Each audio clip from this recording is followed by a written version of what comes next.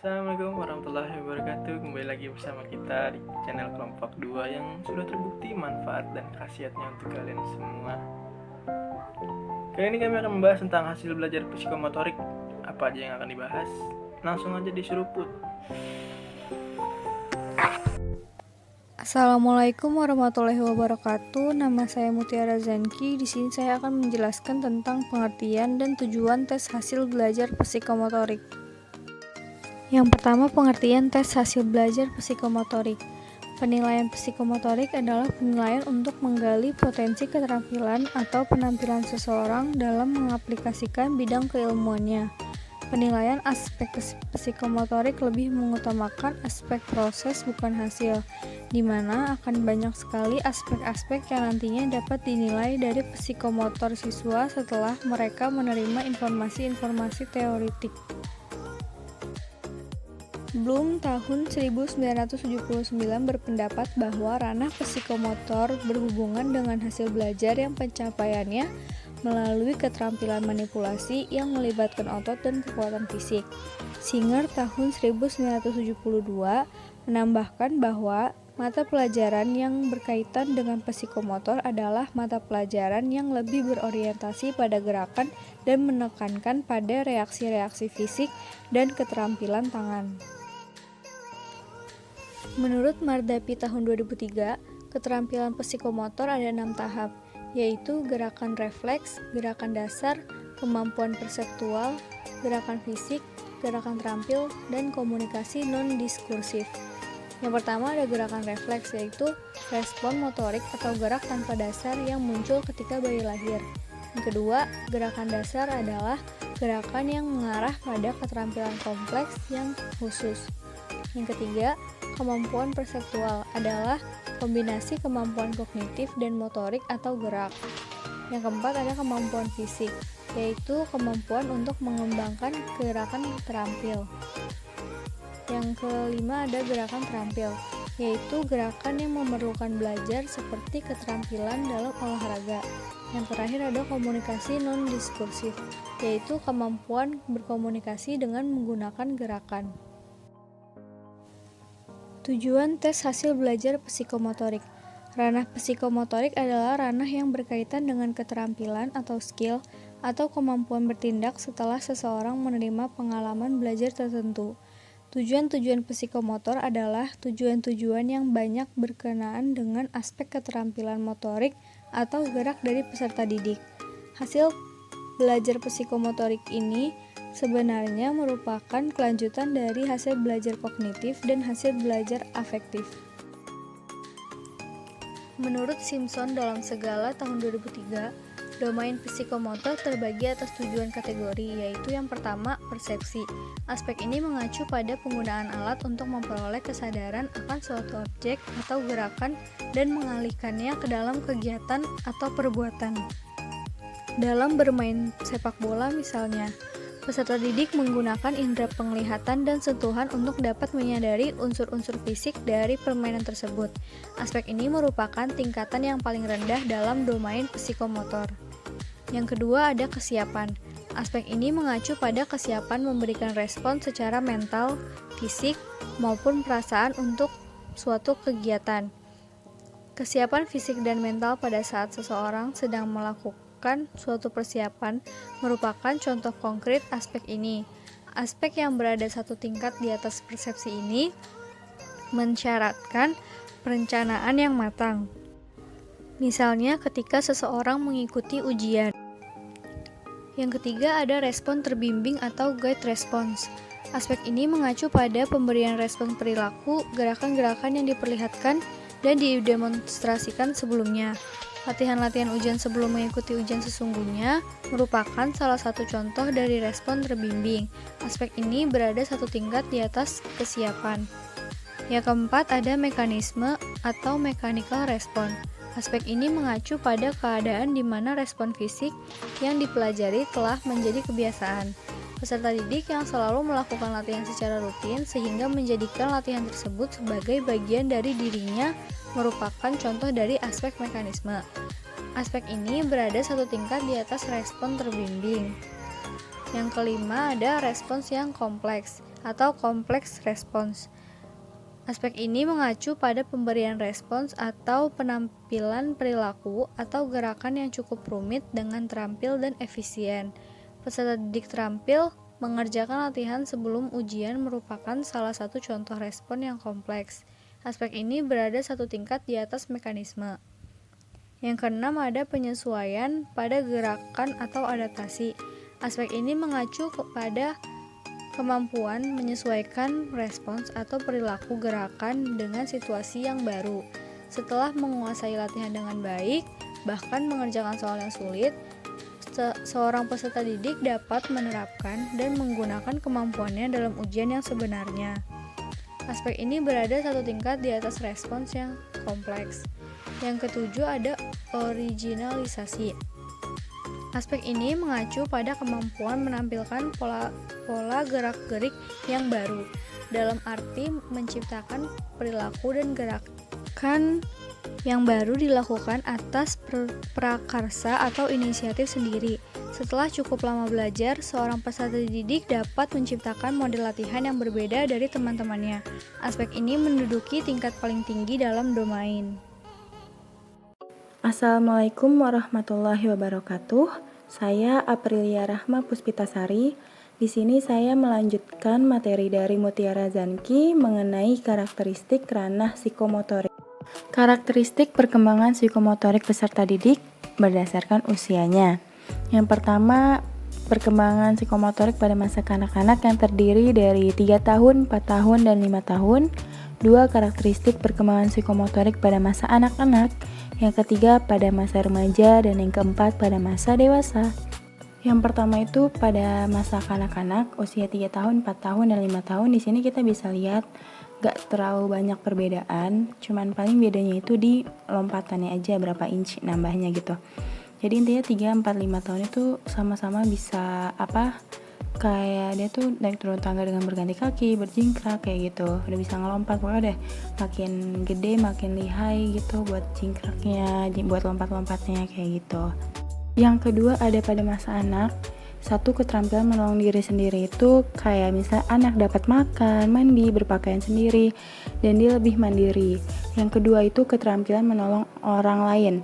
Kayak contohnya keterampilan yang berkaitan dengan orang lain seperti membersihkan tempat tidur, membersihkan debu, menyapu, dan lain-lain.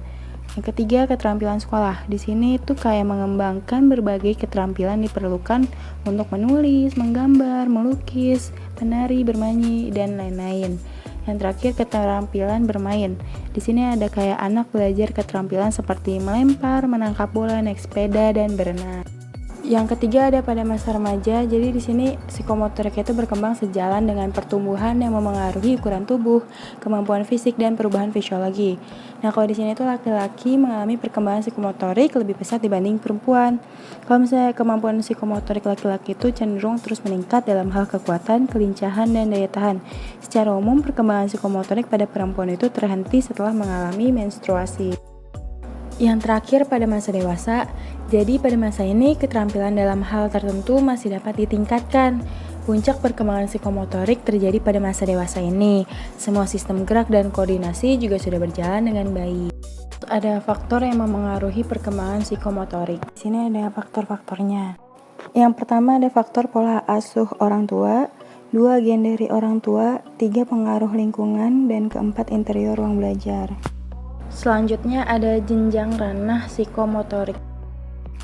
Nah, jadi berkaitan dengan keterampilan skill atau kemampuan bertindak setelah seseorang menerima pengalaman belajar tertentu. Kalau misalnya kita nih pada jenjang SMA, mata pelajaran yang banyak berhubungan dengan ranah psikomotorik yaitu pendidikan jasmani, olahraga dan kesehatan, seni budaya, fisika, kimia, biologi, dan keterampilan. Dengan kata lain, kegiatan belajar yang banyak berhubungan dengan ranah psikomotorik adalah praktik di aula atau lapangan dan praktikum laboratorium. Nggak cuman SMA aja gitu, kayak SMP juga sama sih, kurang lebih kan pelajarannya nggak beda jauh. Nah, jadi psikomotorik itu meliputi 1. Gerak refleks. Ini tuh kayak gerakan tindakan manusia yang timbul sebagai reaksi terhadap suatu stimulus tanpa keterlibatan kesadaran. Nah, ini tuh udah dibawa manusia sejak lahir gitu. Jadi ini tuh kayak gerak spontanitas gitu. Yang kedua, gerak dasar fundamen. Merupakan pola gerakan yang menjadi dasar untuk ketangkasan gerak yang lebih kompleks. Ketiga, ada kemampuan mengamati atau keterampilan perseptual. Nah, itu kayak membantu seseorang menafsirkan stimulus secara tepat sehingga ia mampu menyesuaikan diri dengan lingkungannya, kayak gitu. Terus kalau misalnya kemampuan yang keterampilan fisik, ini tuh diperlukan dalam mempelajari gerak agar hasil yang dicapai cukup efisien. Kemampuan fisik adalah karakteristik fungsional dari semua organ kekuatan. Yang kelima ada gerakan terampil, yang keenam ada komunikasi non-diskusi tanpa bahasa melalui gerakan meliputi gerakan ekspresif, gerakan interpretatif. Prinsip penyusunan tes hasil belajar. Prinsip dasar dalam penyusunan tes hasil belajar. 1. Mengukur secara jelas hasil belajar. 2. Representatif. 3. Secara bervariasi.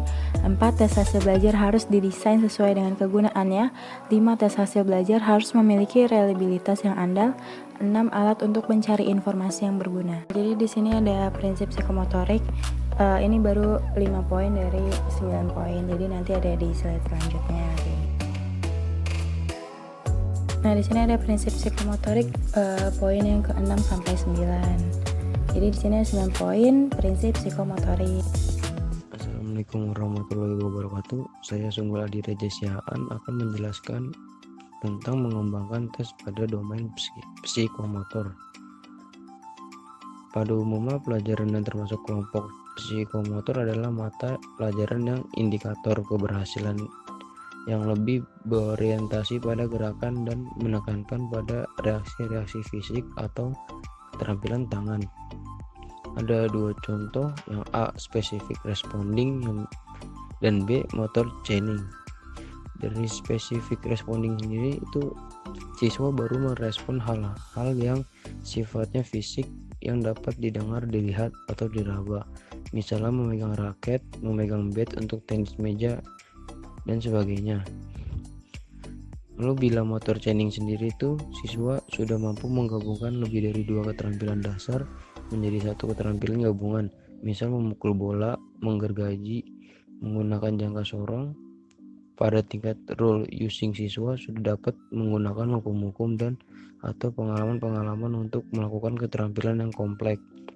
Misal bagaimana memukul bola yang tepat agar dengan tenaga yang sama namun hasilnya lebih keras. Lalu kondisi yang dapat mengoptimalkan hasil belajar keterampilan. Yang pertama, untuk kondisi internal dapat dilakukan dengan cara yang pertama meningkatkan kembali sub-sub keterampilan yang sudah dipelajari dan meningkatkan prosedur-prosedur atau langkah-langkah gerakan yang telah dikuasainya. Yang kedua, untuk kondisi eksternal dapat dilakukan dengan instruksi verbal, gambar, demonstrasi, praktik, dan umpan balik. Yang terakhir, penilaian ranah psikomotor. Aspek penilaian psikomotor terdiri dari meniru atau perception, menyusun, manipulating, melakukan dengan prosedur, precision, melakukan dengan baik dan tepat, articulation, melakukan tindakan secara alami, naturalization. Assalamualaikum warahmatullahi wabarakatuh. Saya Pandu Haji akan menjelaskan tentang instrumen penilaian psikomotorik. Nah, untuk melakukan pengukuran hasil belajar ranah psikomotor, ada 2 hal yang perlu dilakukan oleh pendidik, yaitu 1. Membuat soal, 2. Membuat perangkat atau instrumen untuk mengamati unjuk kerja peserta didik. Soal untuk hasil belajar ranah psikomotor, ada lembar kerja, lembar tugas, perintah kerja, sama lembar eksperimen. Instrumen untuk mengamati unjuk kerja peserta didik, yang pertama ada lembar observasi, portofolio, terus skala penilaian. Nah, penyusunan instrumen itu harus mengacu pada soal atau lembar perintah atau lembar kerja atau lembar tugas yang diberikan kepada peserta didik. Nah, lembar observasi adalah lembar yang digunakan untuk mengobservasi keberadaan suatu benda atau kemunculan aspek-aspek keterampilan yang diamati. Lembar observasi dapat berbentuk daftar periksa atau checklist atau skala penilaian. Daftar periksa berupa daftar pertanyaan atau pernyataan yang jawabannya tinggal memberi cek atau centang pada jawaban yang sesuai dengan aspek yang diamati. Skala penilaian adalah lembar yang digunakan untuk menilai unjuk kerja peserta didik atau menilai kualitas pelaksanaan aspek-aspek keterampilan yang diamati dengan skala tertentu, misalnya skala 1 sampai 5. Portofolio adalah kumpulan pekerjaan peserta didik yang teratur dan berkesinambungan sehingga peningkatan kemampuan peserta didik dapat diketahui untuk menuju satu kompetensi tertentu. Assalamualaikum warahmatullahi wabarakatuh. Saya Arya Panda Pratama. Saya akan menjelaskan tentang kata kerja, ranah psikomotorik, dan tabel penilaian psikomotorik. Kata kerja itu ada dua. Yang pertama itu kata kerja operasional dan kata kerja non-operasional. Kata kerja operasional merupakan kata kerja yang dapat diukur ketercapaiannya, dapat diamati perubahan tingkah laku atau tindakannya, dapat diuji, dan digunakan untuk merumuskan tujuan pembelajaran. Nah, belum membagi tujuan pembelajaran menjadi 3 kawasan. Yang pertama itu ranah kognitif, yang kedua ranah afektif, yang ketiga ranah psikomotorik. Ranah psikomotorik berkaitan dengan aspek-aspek keterampilan yang melibatkan tugas sistem syaraf, otot, dan fungsi psikis. Ranah ini terdiri dari kesiapan, peniruan, membiasakan, menyesuaikan, dan menciptakan. Ini ada klasifikasi kata kerja ranah psikomotorik. Nah, di sini ada P1 sampai P4. Jadi yang paling atas itu ada kata kerjanya. Misalkan ada siswa mengaktifkan atau siswa menggabungkan 2 cara dalam tes matematika misalkan. Nah, itu berarti dia memakai kata kerja ranah psikomotorik yang P1, menirukan. Misalkan lagi dosen mengoreksi hasil tes mahasiswa misalkan. Nah, itu berarti memakai kata kerja ranah psikomotorik yang P2, yaitu memanipulasi. Contoh lagi, dosen atau mahasiswa mengirim tugas kepada dosennya misalkan. Nah, itu berarti menggunakan kata kerja ranah psikomotorik yang P3 atau pengalamiahan. Nah, selanjutnya ada kata kerja non-operasional. Kata kerja non-operasional memiliki sifat yang lebih luas. Pengujiannya membutuhkan proses yang lebih panjang dan lama, mengandung banyak atau lebih dari satu pengertian, serta tidak dapat diamati perubahannya. Nah, ini menyebabkan mengapa kata kerja operasional itu yang sering dipakai, sedangkan kata kerja non operasional agak dihindari gitu. Selanjutnya juga ada klasifikasi kata kerja non operasional. Kata kerja non operasional itu ada banyak nih: mengetahui, menghayati, memahami, menguasai, menikmati, menghargai, mendeskripsikan, memerangi, dan mengerti. Itu teknik penyusunan tujuan pembelajaran. Tekniknya itu menggunakan format ABCD. A itu audience atau pendidik, siswa, mahasiswa, dan murid. B-nya itu behavior, perilaku yang dapat diamati sebagai hasil belajar. C-nya itu condition, persyaratan yang perlu dipenuhi agar perilaku yang diharapkan tercapai. Dan D-nya itu degree, tingkat penampilan yang dapat diterima. Contoh tujuan pembelajaran ranah psikomotorik. Nah, sini memakai kata kerja memanipulasi. Siswa dapat mendemonstrasikan gelombang Melde dengan benar. Nah, di sini ada kata mendemonstrasikan, berarti dia memakai yang memanipulasi. Nah, selanjutnya ada pengalamiahan. Siswa dapat mengoperasikan alat-alat sederhana pada percobaan hukum Ohm. Nah, di sini mengoperasikan berarti dia memakai yang pengalamiahan. Selanjutnya tabel penilaian ranah psikomotorik. Di sini sebenarnya tabel penilaian psikomotorik itu ada banyak ya, tapi yang terpenting kita tahu teknik dan instrumen penilaian psikomotoriknya. Nah, seperti yang saya jelaskan, psikomotorik itu berfokus kepada keterampilan. Nah, tekniknya ada banyak ya. Kita fokus ke yang teknik praktik nih, yang paling atas. Tekniknya praktik, instrumennya perintah dan daftar cek, skala penilaian atau rubrik. Contohnya praktik menggunakan mikroskop. Nah, ini juga yang akan saya jelaskan nih, tabel praktik menggunakan mikroskop. Nah, ini contoh instrumen menggunakan mikroskop. Nah, tabel penilaian psikomotoriknya kayak gini nih. Indikatornya ada A sampai F. Nah, itu penilaiannya ada ya atau tidak. Misalkan dia membawa mikroskop enggak nih, berarti iya. Misalkan bawa iya. Nah, dari data-data skor totalnya di hasilnya ada kayak gitu misalnya. Nah, terima kasih atas penjelasan dari kami semua.